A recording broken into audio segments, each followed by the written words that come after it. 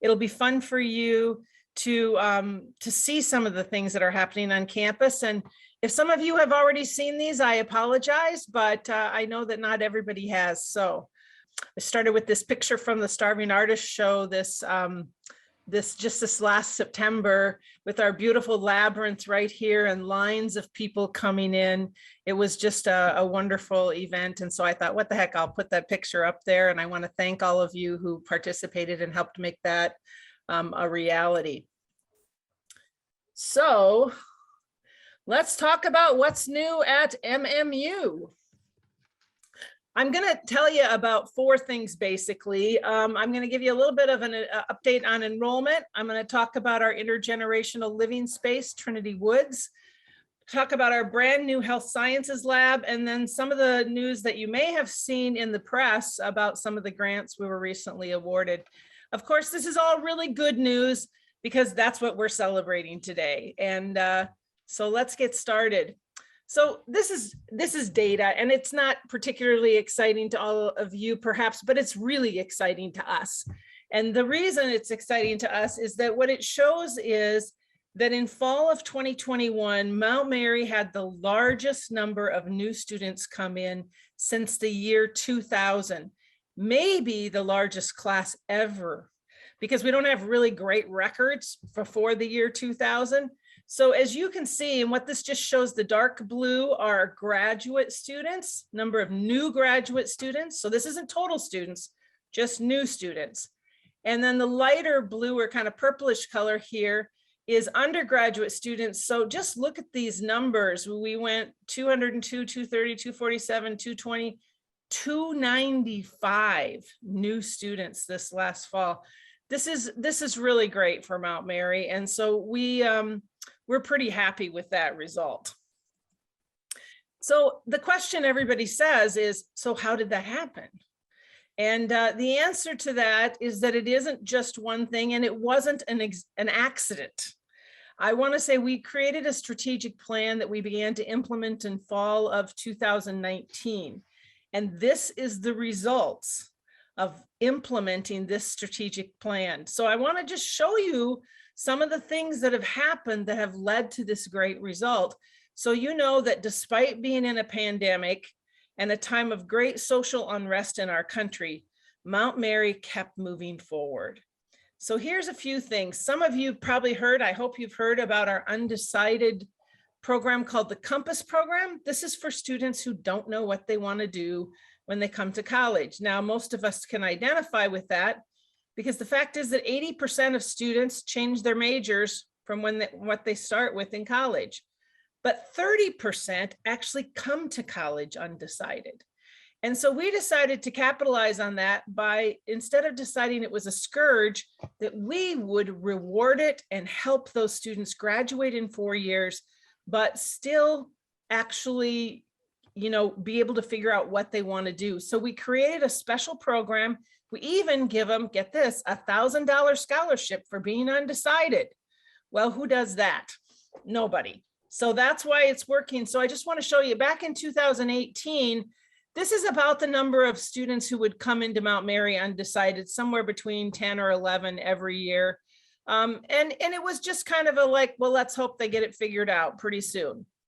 We instituted the Compass program, which is really a 1-year program. We hope that by the end of the first year, they figure it out.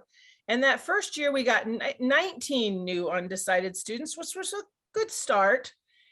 And then we were just coming along great. We thought everything was going to go really well, and the pandemic hit. We still pulled in 21 new students, but look what happened this year, 35.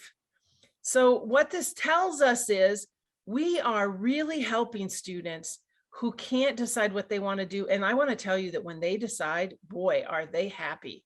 It's just awesome to hear. You would think that they had won a Nobel Peace Prize. They're so happy. It's just really, really fun to see that. So that program is one of the reasons why our enrollment's moving up.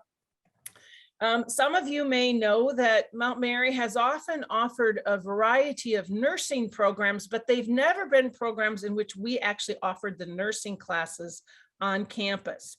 We had partnerships with Columbia College of Nursing for a while, And now we have partnerships with MATC and WCTC, and that's our 1-2-1 program, 1 year at Mount Mary, 2 years at the community college doing actual nursing courses, and then 1 year with us to finish up the last year to get a bachelor's degree. This program has been successful for us. However, we decided, you know, we're giving away a lot of revenue by sending those students off to other places for 2 years. What if we started our own nursing program?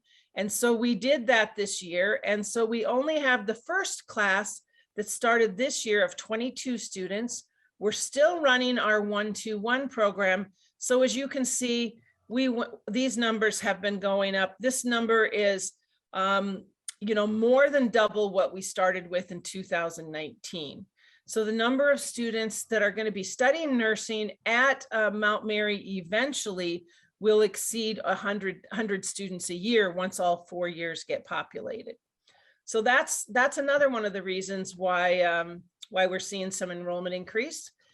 We also started a new PhD in consular education and supervision. I don't know if you're reading the news, but right now, especially with the pandemic, there's a tremendous need for counselors and people to help students through some of the struggles that they're facing.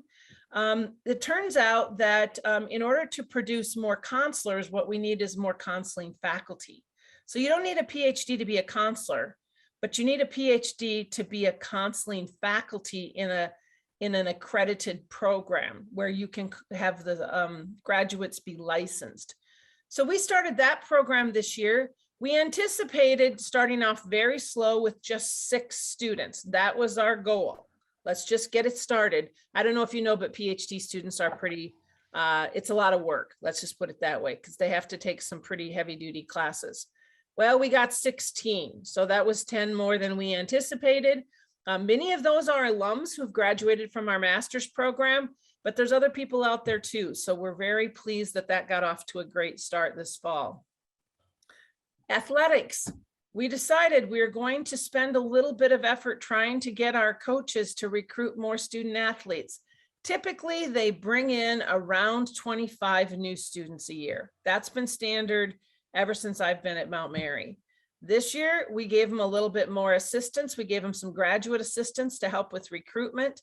We've been doing that for a couple of years. This year, they brought in 44 new student athletes. So once again, a little bit of an investment, a little bit of motivation, and they were actually moving this forward very well. Here's another interesting thing. Now, this is something that is leading to some enrollment, but it's probably a program that you're familiar with. It's called dual credit. And what this is that high school students can take college level courses before they graduate from high school. And those courses count for credit both at the high school and at the college. So last year we started a dual credit program with Elmbrook School District. And we had 11 of those students who actually came onto the Mount Mary campus and took courses in fashion, interior design, food science, and dietetics at different times. And so that was pretty successful. But here's the good news. Elmbrook talked. They talked to other schools and they said, wow, you guys, this is a great deal. So what happened was this year we expanded to 5 more schools, and now we have 55 dual credit students. Some of them come on the campus and take classes. Some of them actually take the classes on their high school campus, but then they come to campus at least once a semester to get a tour and to get more familiar with Mount Mary. So you can just see some of the high schools that are represented here. And we're very pleased to have these relationships because we believe that they will help us with recruitment for the future. So those are some of the initiatives that are responsible, and there are many, many more. Let me just say that there are many people who worked hard in marketing and admissions to make this happen, but those are some of the main programs that we did. But you may ask, so who are our students? Well, let me show you a little bit about that. What you can see is that we continue to increase in our percentage of students of color. The primary demographics of our students with regard to race are African American, Hispanic, and Asian, as well as the Caucasian students. So the number of students of color attending Mount Mary is gradually increasing at the undergraduate level. At the graduate level, it's staying pretty constant at about 20%. One thing we're seeing a slight uptick in is out-of-state students. And you can see that number's just moving up slightly. One of the things that we're noting is that we used to recruit a lot of students from Illinois, and that number's moving up again. We're starting to see more people from Northern Illinois and the Chicago area coming to Mount Mary. So we think that's partially this, but when we had our invocation or our investiture this year, I was pretty shocked at where all the students were from. We were seeing students from Florida and California, a lot of students from Michigan and Illinois, North Carolina. We really have been pulling in some more students from across the country. And then the other thing I wanted to point out was living on campus. Our residence halls will hold roughly 230 if the students double up and triple up, which many of you who lived in the residence halls might remember that you often had had one or two roommates. Well, students today don't like having roommates so much. They tend to want single rooms. And so what we see is a lot of requests for single rooms. So at 184 this year, which is a big uptick from last year. What this is that last year, you know, with COVID, people didn't want to live in the residence halls. So we lost a lot of students. As a matter of fact, it was very big financial hit, and thank goodness for federal funding, which helped reimburse us because we had to pay back residence hall money because of people who moved home. So anyway, we were really happy to see the number come back up into this neighborhood right here. And we anticipate that there will be more demand next year. So we're going to have to talk some of these kids into getting a roommate, I think. I don't know what we're going to do about that, but it's a good problem to have. Let me just say that. We'll figure it out. And then just a few other things I thought you might be interested in. 9% of our students are parents. There are 15 different languages spoken on campus, 11 different religions that we know about. The average age of our students is 22, so we do continue to attract some non-traditional student, and 36% are first generation, which means that neither of their parents have ever attended higher ed. And so that's still a pretty high percentage. And those students require a significant amount of assistance in the terms of just helping them navigate the college environment because they aren't always sure how to succeed in that world.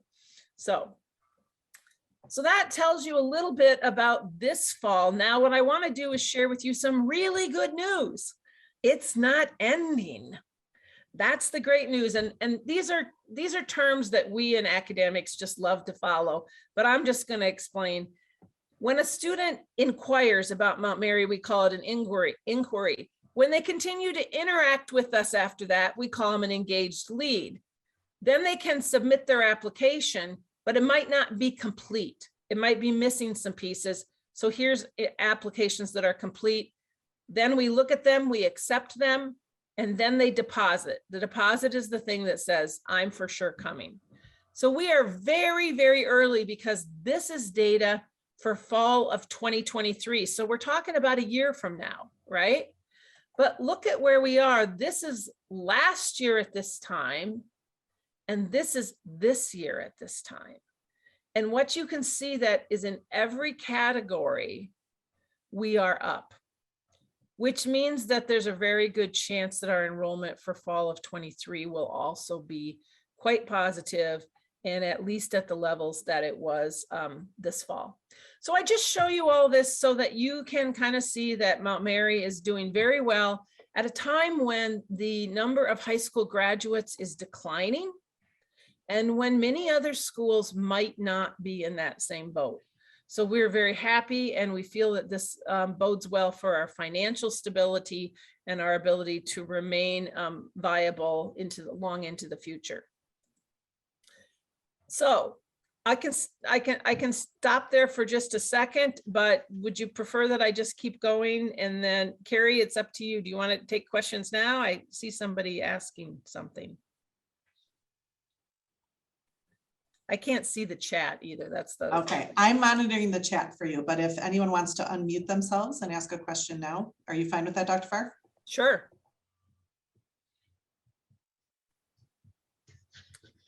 I think I'm probably just so clear that nobody needs to, right? Of course. Okay. Okay, they're going to think about them while you're doing the next piece. Okay, that's just absolutely great. All right, so I want to talk a little bit about some new construction on campus, and I think you'd have to be living in a hole to not hear about some of the things that are going on right now, because it's been a pretty crazy time. The first thing I want to talk about is Trinity Woods, our new intergenerational housing facility. Now, this is just an artist's rendition. This is not an actual picture. The actual pictures are not quite so pretty because construction's still going, but they're kind of fun to see.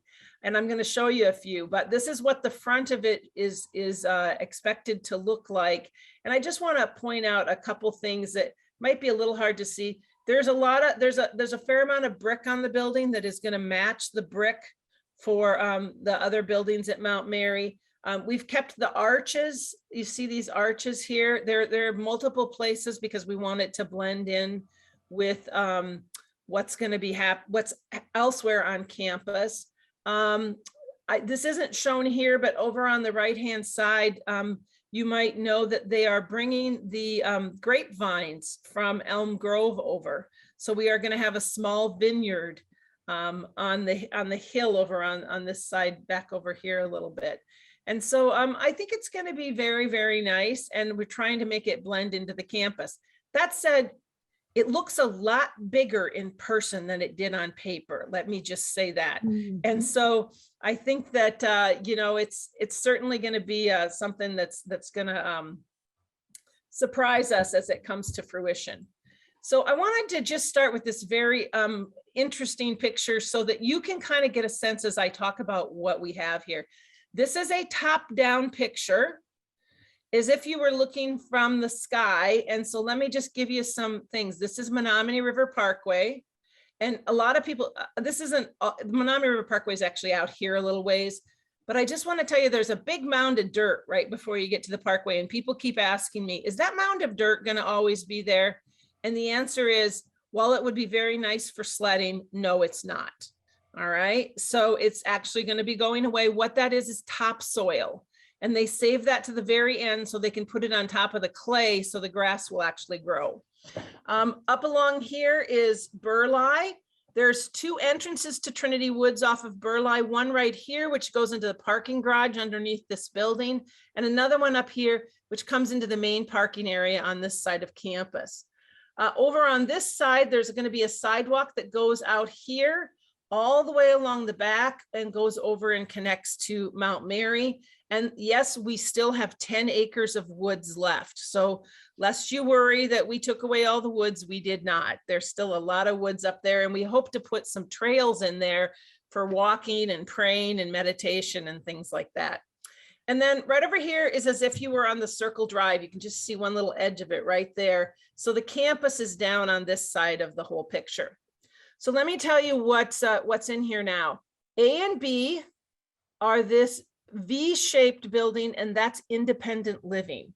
That's for sisters. There's going to be 25 apartments for sisters that who can live independently in there, and then 66 apartments for seniors over the age of 62. This could be men, women, whoever wants to live there. We are seeing a fair number of alums renting this, so that's kind of nice. I'm going to jump over here. E, this is a skilled care nursing area for School Sisters of Notre Dame. And this is not for memory care. There's a separate facility for that, but this is for the sisters who need a little bit more help. Area D is the building that has 2 floors for sisters who need a little bit of help, some assisted living, 2 floors for single mothers and their children. And the bottom floor is going to actually be an early childhood education center. where anybody on campus, the students in Trinity Woods, and people in the community can take their children. They'll be able to handle somewhere between 90 and 100 children in that childcare. It's a very large, it's almost 7,000 square feet. And then all of these are basically 3 buildings. They're all connected by this town center, which is item C.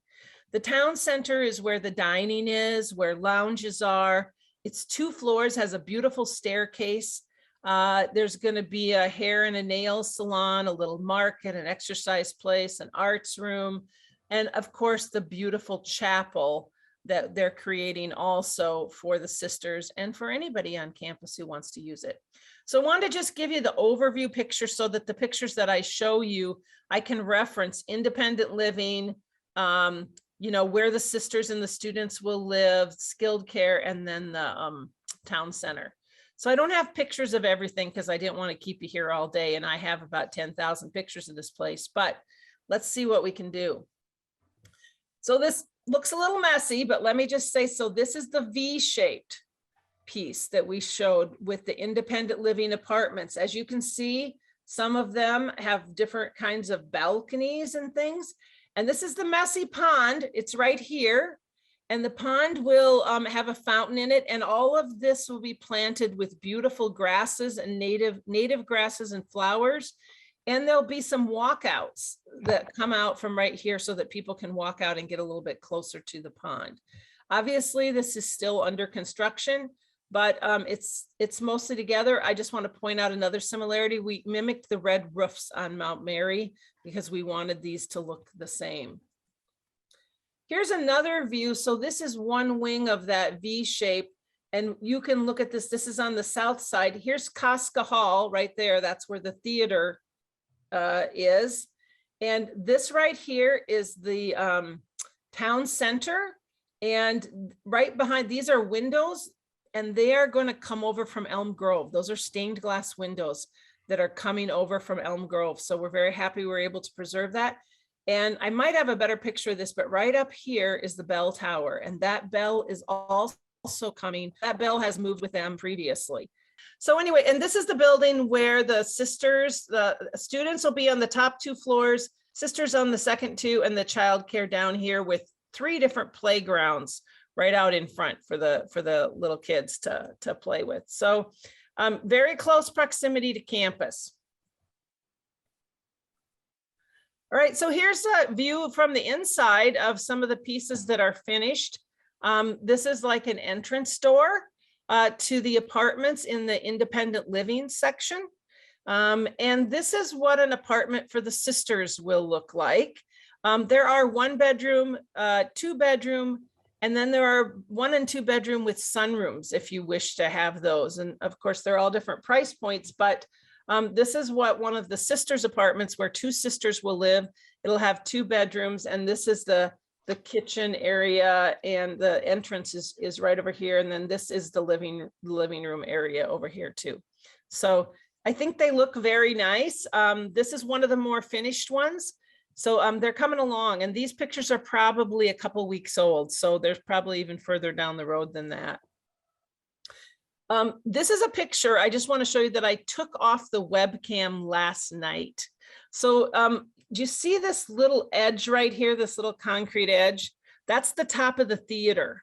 So we have a webcam that sits up on top of the theater, and it used to be you could see the whole site from there, but now these buildings are kind of in the way, so you can only see this one. But this is the Casca parking lot. So we've had that closed off for a while, so they can redo it. And so it's not done yet, but I think the parking is going to be where these things are, and they probably have to still put concrete in there with lots of nice flower beds. And so I think it's going to be really nice. I should mention that Trinity Woods was able to apply for and receive a $1.6 million grant, because in one of the parking lots, we're putting in semi-permeable pavers, which help with water flow. And then also all of the area around the pond and in some of the other places are going to be natural vegetation that actually sucks up water. So we didn't have to put in more retention ponds around the campus. So anyway, if you ever want to see that webcam, let us know, because you can log into that webcam 24 hours a day and see what progress looks like, and it's really fun. Okay, so everybody keeps saying, so when are you actually going to have people in there? And it's coming very quickly. On November 26th, we expect to get the certificate of occupancy.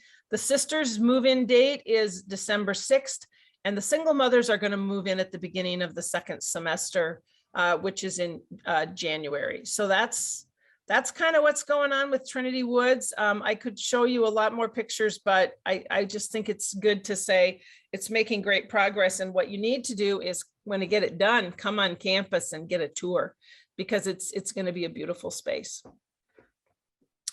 All right, then I'll move right along to the Health Sciences Center. And one of the things I want to say about this is, while we are starting a new nursing program, we do expect many of our programs to be able to use this space for their curriculum.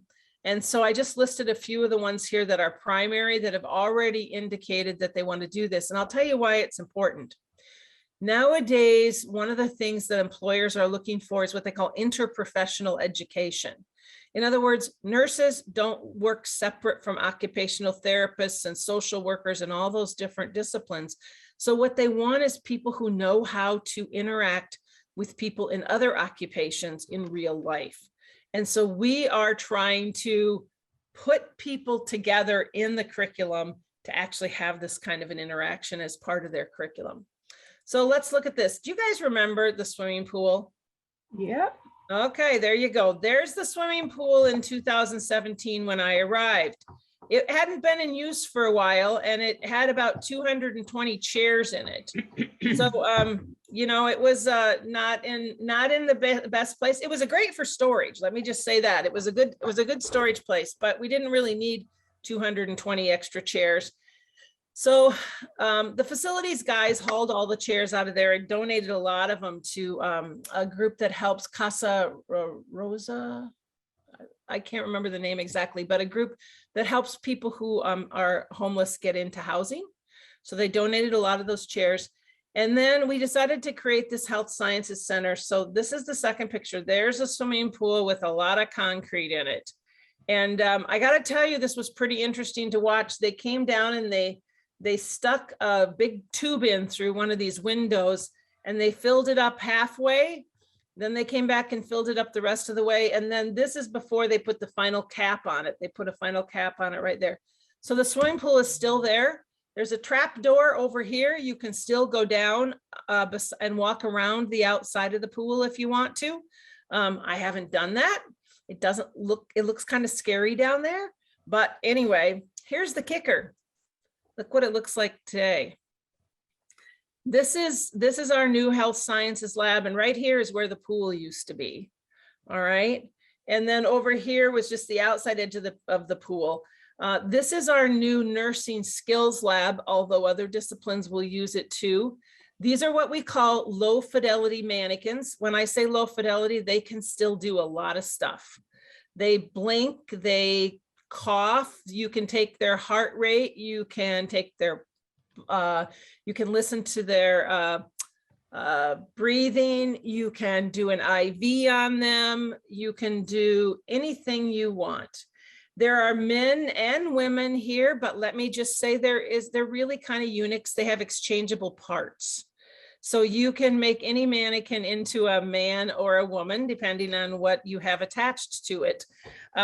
So it's very versatile and allows us to pull these curtains so people can have privacy. The patients here can have privacy. These are real hospital beds. This is a real head wall. These are real monitors that show heart rate and everything. So it's a very, very good situation for our students to get practice. We get nice light in from these windows that used to be right there. So here's an example of dietetic students. And this was part of an example where they were talking about how they talked to this patient here about portion size. And so dietetics will be actually working with this. And because these mannequins can be made to talk or cough or whatever you want them to do, you know, the students can actually interact and the faculty control what the mannequins actually say. So there's 8 of them spread around this room.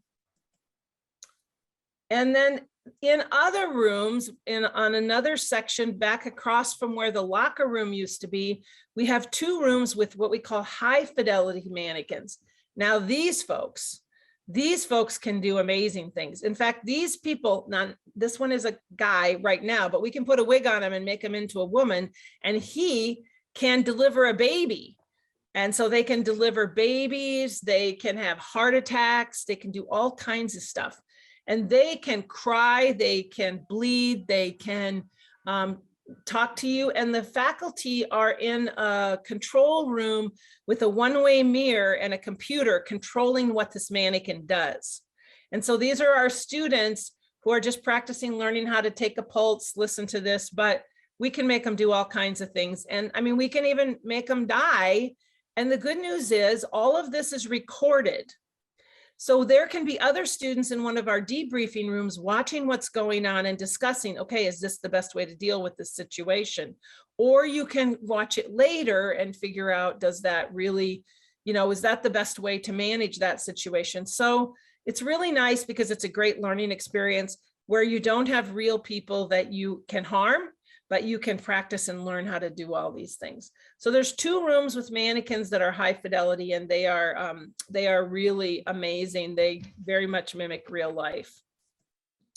Okay, anybody remember the locker rooms? Do you guys remember the locker rooms, the big green locker rooms? Okay, so we took those lockers down because we needed that space too, and that's a really big, long room. I'll just tell you, we sold these lockers for 25 bucks a piece in one day.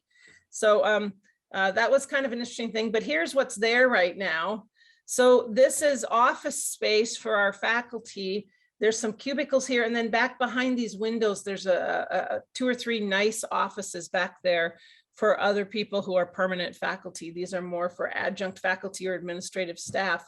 But this is where the locker room used to be. So you can kind of see that it's very nice. There's still a hallway you can walk down and get from one end of this building to the other end. So that's all I have to show about that. But again, we love to give tours of this. Our nursing director is fabulous. So if you ever want to come over and see it, just let Carrie know. I know she's happy to set those kinds of things up. I wanted to take just a second to say that we did also this year update Our Lady Chapel. And the reason was because the paint was peeling and it was looking pretty sad. And so here's just a couple pictures I took yesterday. Just a few things to kind of note. This floor was in rough shape. They polished it all up. It looks almost brand new. It's beautiful. We replaced the carpet up here. We painted the entire chapel because it was in rough shape. A whole bunch of alums came in and they polished up all these pews, which was really a great thing. So if anybody on here was part of that, thank you. They look so much better. Also over here, I'll point out, you see this wooden thing right here? We discovered that when we went to kind of start fixing things up, this was covered with carpet and it was almost black. And so we pulled the carpet up and we refinished this so that it's probably where the old communion rail was, behind there. And so we finished that up and then put new carpet in here. So anyway, it's looking beautiful. And I don't have a picture of this now, but some of the School Sisters of Notre Dame made us beautiful banners that will hang in here and things for the altar and for the podium here as well. So it's really nice. And I just want to draw your attention to something. This is up along the top wall of the chapel. These things were just white. And so we brought in an artist and he put gold foil paint on them. And so these go all along the side of the chapel. And then this is in the back. Didn't he do a beautiful job? It's just so nice. So again, if you haven't been in the chapel, you might really enjoy seeing how beautiful it is in there right now. It really does my heart good when I go in there. And then a couple last things here. Some of you, I don't know why this won't go away. Let's see. I don't know how to make it go away. Anyway, some of you may have seen some of the recent news that we were awarded $7.8 million in federal grants in the last couple of months. This has just been an amazing thing. And part of this is because we have become a Hispanic serving institution, which means that 25% or more of our undergraduates are Hispanic. And so in August of 21, that's just, a couple months ago, we were notified that the National Science Foundation gave us a $3 million grant for technology education that will go throughout the curriculum. The great things about these HSI grants is that they're not just for Hispanic students. They serve the entire campus. You have to be a Hispanic serving institution to be eligible to get them, but they can be used for anybody on the campus. And then just a couple of weeks ago, we found out that the Title III, which is a federal Department of Education, notified us of a $4.7 million grant, again, to educate women and low-income students in STEM, which is science, technology, engineering, and math. So that's really great. We also just got notice that we have a $120,000 grant to help students pay for childcare. So if students are parents, they can get assistance with childcare so they can pursue high quality childcare.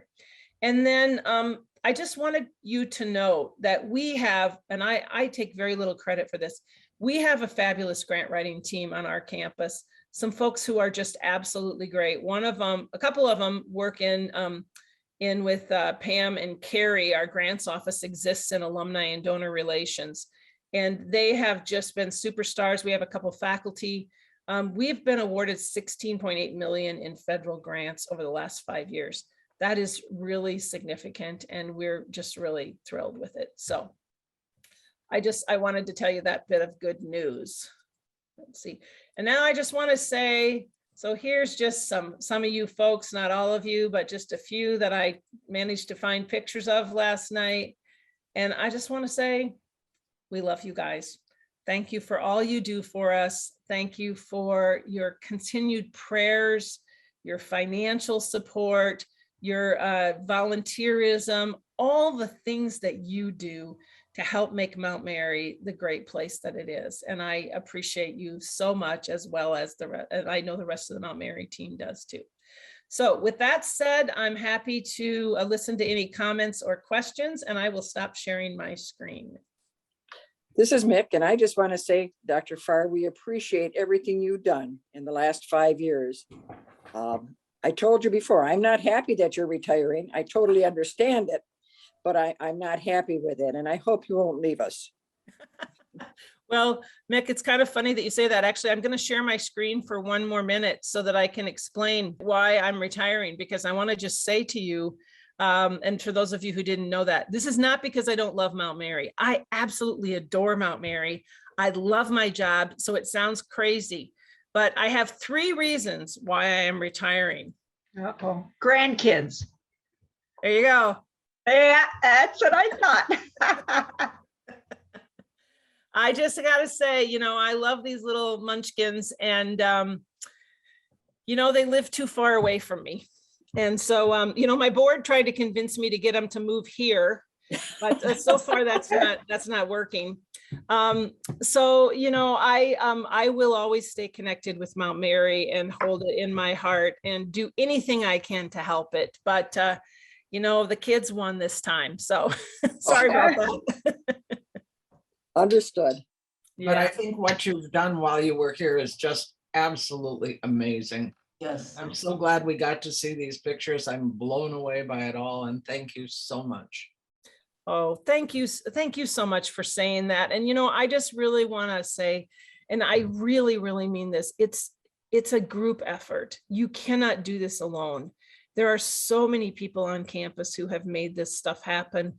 I feel like I'm the conductor of the orchestra, but, the other people do the really hard work, and I cannot thank them enough. And so, just if you come to campus and you meet people like Carrie, who just make things happen, and they do the hard work, and I am so grateful for all of them. Thank you all so much for being here today, and I wish you the very best in terms of your alumni event here, which is short and sweet, but I hope that this was fun for you to see. So Thank you. Thank you, Dr. Pharr. We'll give you a virtual round of applause. Yeah. Okay, thanks. So appreciate all you do.